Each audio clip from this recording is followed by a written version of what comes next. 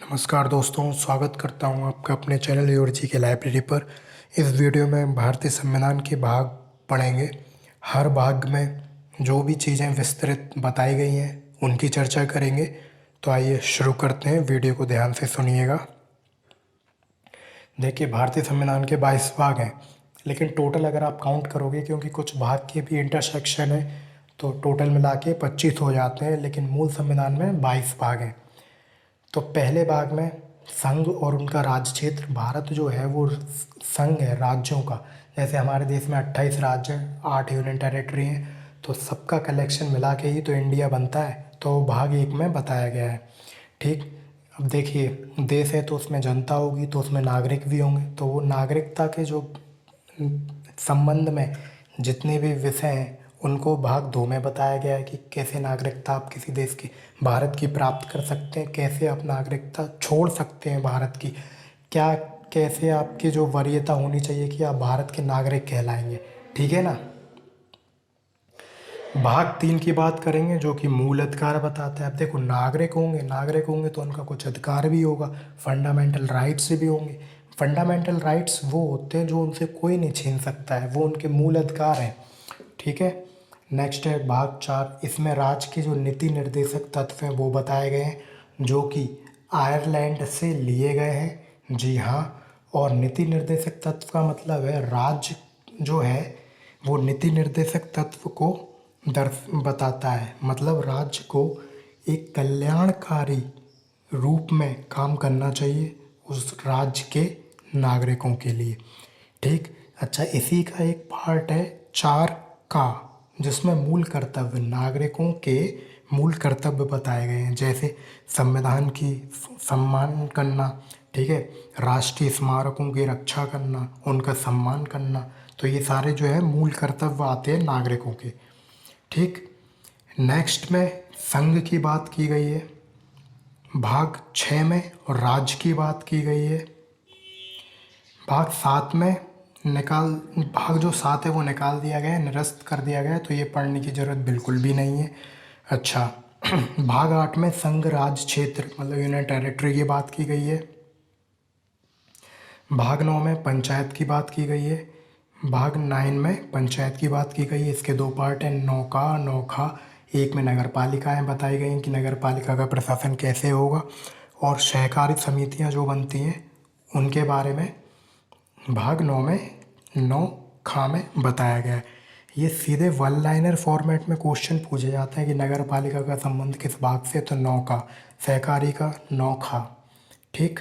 इसको मैं याद करने का भी बता दूंगा कैसे याद करना है। 10वीं में अनुसूचित जाति और जनजाति के बारे में बताया गया है। भाग 11 में संघ और राज्य क्षेत्र के बीच संबंध जो होते हैं उनके बारे में बताया गया है। भाग 12 वित्त, संपत्ति, संविदाएं और वाद मतलब फाइनेंस के बारे में बताया गया है। भाग 13 भारत के राज्य क्षेत्र के भीतर जितना भी व्यापार है वो कैसे होगा, उसके नियम क्या होंगे, वो सारे 13 में दर्शाए गए हैं।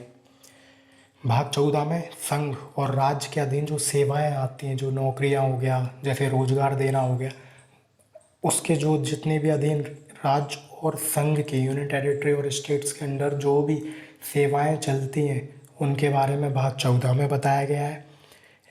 14 का में अधिकरण करना वो बताया गया है।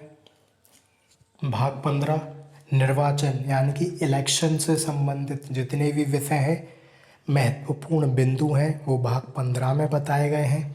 भाग 16 में कुछ वर्गों के संबंध में विशेष उपबंध। ठीक है।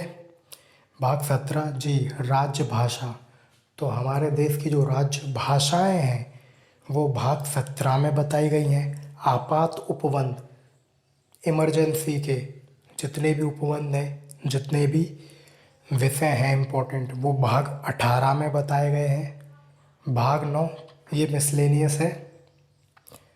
और भाग 20 संविधान का संशोधन। देखिए, संविधान में जो आर्टिकल्स हैं उनमें भी संशोधन हो सकता है, तो वो संशोधन कैसे होगा उसका भी एक नियम होता है जो कि भाग 20 में दर्शाया गया है। भाग 21 अस्थायी संक्रमणकालीन और विशेष उपबंध।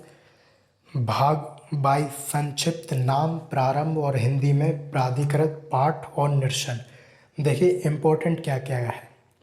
भाग 20 बहुत पूछा जाता है, भाग 17 और 18 बहुत पूछा जाता है एग्ज़ाम में, 15 बहुत पूछा जाता है और 10 बहुत पूछा जाता है।